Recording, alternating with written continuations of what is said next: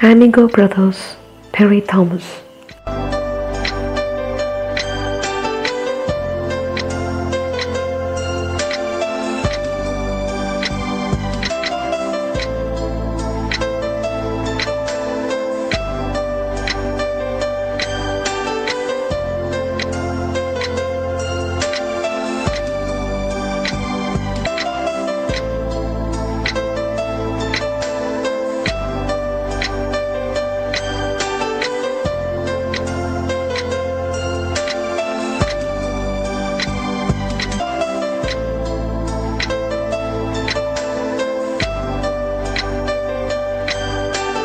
Amigo Brothers, Piri Thomas. Antonio Cruz and Felix Vargas were both 17 years old. They were so together in friendship that they felt themselves to be brothers. They had known each other since childhood, growing upon the Lower East Side of Manhattan in the same building. Antonio was fair, lean and lanky, while Felix was dark, short and husky. Antonio's hair was always falling over his eyes, while Felix wore his black hair in a natural afro style. Each youngster had a dream of someday becoming a lightweight champion of the world. Every chance they had, the boys worked out, sometimes at the boys' club and sometimes at the gym. Early morning sunrises would find them running along the East River Drive, wrapped in sweatshirts and short towels around their necks. While some youngsters were into street negative, Antonio and Felix slept, ate, rapped and dreamt positive. Between them, they had a collection of fight magazines, plus a scrapbook filled with torn tickets to every boxing match they had ever attended, and some clippings of their own. Now, after a series of elimination bouts, they had been informed that they were to meet each other in the division finals that were scheduled for the 7th of August, 2 weeks away, the winner to represent the boys' club in the Golden Gloves Championship tournament. The two boys continued to run together along the East River Drive, but even when jockeying with each other, they both sensed a wall rising between them. One morning, less than a week before their bout, they met as usual for their daily workout. Antonio glanced at Felix, who kept his eyes purposely straight ahead, pausing from time to time to do some fancy leg work while throwing 1-2s followed by uppercuts to an imaginary jaw. After a mile or so, Felix puffed and said, "Let's stop a while, bro. I think we both got something to say to each other." "Man, I don't know how to come out with it." Antonio helped. "It's about a fight, right?" "Yeah, right." Felix's eyes squinted at the rising orange sun. "I've been thinking about it too. In fact, since we found out it was going to be me and you, I've been awake at night, pulling punches on you, trying not to hurt you." "Same here. It is not natural not to think about the fight. I mean, we both are fighters and we both want to win. But only one of us can win.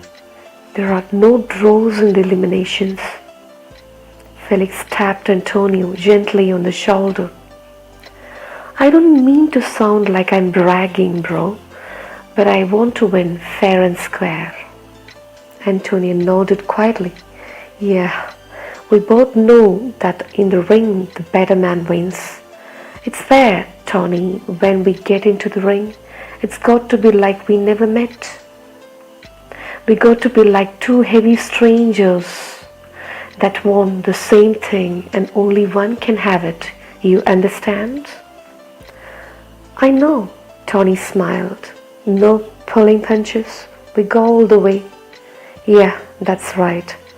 Listen, Tony. Don't you think it's a good idea if we don't see each other until the day of the fight? I'm going to stay with my Aunt Lucy in the Bronx. Tony scratched his nose pensively. Yeah, it would be better for our heads. He held out his hand, palm upward. Dale? Dale. Felix lightly slapped open skin. Ready for some more running? Tony asked lamely. No, bro. Let's cut it here. You go on. I like to get things together in my head. You're not worried, are you? Tony asked. No way, man. Felix laughed out loud. I just think it's cooler if we split right here. After the fight, we can get it together again like nothing ever happened. The Amigo brothers were not ashamed to hug each other tightly. The evening before the big fight, Tony made his way to the roof of his building. In the quiet early dark, he peered over the ledge. He tried not to think of Felix, feeling he had succeeded in psyching his mind. But only in the ring would he really know. To spare Felix hurt, he would have to knock him out early and quick. Up in the South Bronx, Felix decided to take in a movie in an effort to keep Antonio's face away from his fists. The flick was The Champion with Kirk Douglas. The champion was getting beaten. Felix felt a shock. He saw himself in the ring, blasting Antonio against the ropes. He walked up some dark streets, deserted except for small pockets of wary-looking kids wearing gang colors. Walking streets had not relaxed him. Neither had the fight flick. All it had done was to stir him up. He let himself quietly into his Aunt Lucy's apartment and went straight to bed. Antonio was passing some heavy time on his rooftop. How would the fight tomorrow affect his relationship with Felix? After all, fighting was like any other profession. Friendship had nothing to do with it. But a gnawing doubt crept in. He cut negative thinking really quick by doing some speedy fancy dance steps. Felix, his amigo brother, was not going to be Felix at all in the ring, just an opponent with another face. Antonio went to sleep. Like his friend, he prayed for victory via a quick clean knockout in the first round.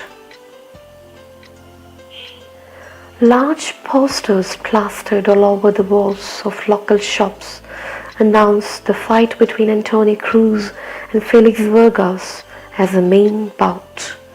The fight had created great interest in the neighborhood. Antonio and Felix were well liked and respected. Each had his own loyal following. The fight was scheduled to take place in Tompkins Square Park. The morning of the fight, Tompkins Square was a beehive of activity, with numerous workers setting up the ring, the seats, and the guest speakers' stand. The scheduled bouts began shortly after noon, and the park had begun filling up even earlier. The waiting time was over. Felix was escorted from the classroom by a dozen fans in white t-shirts. Antonio was escorted down a different stairwell and guided through a roped-off path. As the two climbed into the ring, the crowd exploded with a roar. Antonio and Felix both bowed gracefully and then raised their arms in acknowledgement. Antonio tried to be cool. He turned slowly to meet Felix's eyes, looking directly into his. Felix nodded his head and Antonio responded. Bong, bong, bong. The road turned to stillness. Ladies and gentlemen, the announcer spoke slowly. Now is the moment we have all been waiting for, the main event between two fine young Puerto Rican fighters. In this corner, weighing 134 pounds, Felix Vargas, and in this corner, weighing 133 pounds, Antonio Cruz.